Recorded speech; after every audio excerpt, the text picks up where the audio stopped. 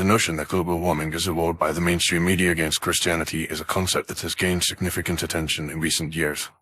While this idea may seem far-fetched to some, it is essential to examine the underlying arguments and evidence that support this claim.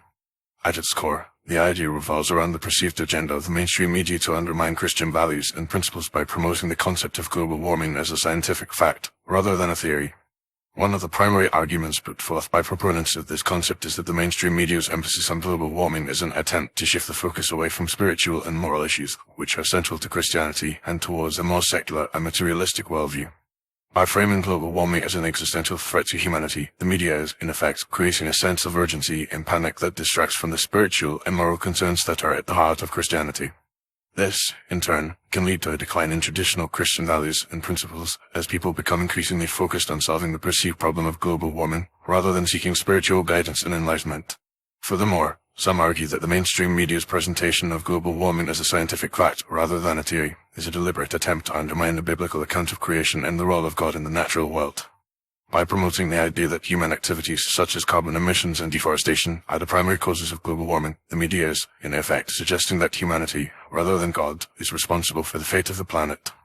This can be seen as a direct challenge to the Christian concept of creation, which holds that God is the creator and sustainer of the universe, and that humanity's role is to be a steward of the earth, rather than its master.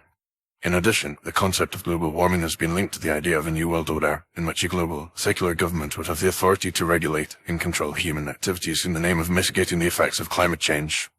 This idea is deeply troubling to many Christians, who see it as a threat to individual freedoms and liberties, and a potential precursor to one world government, which is often viewed as a precursor to the apocalypse. The mainstream media's promotion of global warming as a justification for increased global cooperation and governance can be seen as a subtle, yet insidious, attempt to lay the groundwork for this new world order, which would, in effect, undermine the traditional Christian values of individual freedom and national sovereignty. It is also worth noting that the mainstream media's coverage of global warming has been criticized for its lack of balance and objectivity. While the media often presents the science of global warming as settled and unequivocal, there are many scientists and experts who disagree with this assessment and who argue that the science is far more complex and nuanced than the media is letting on. By presenting only one side of the debate, the media is,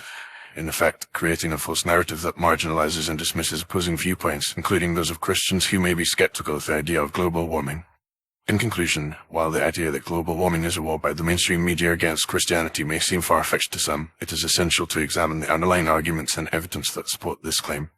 The mainstream media's emphasis on global warming, its presentation of the science as settled and unequivocal, and its promotion of a global, secular response to the perceived crisis can all be seen as part of a larger agenda to undermine traditional Christian values and principles.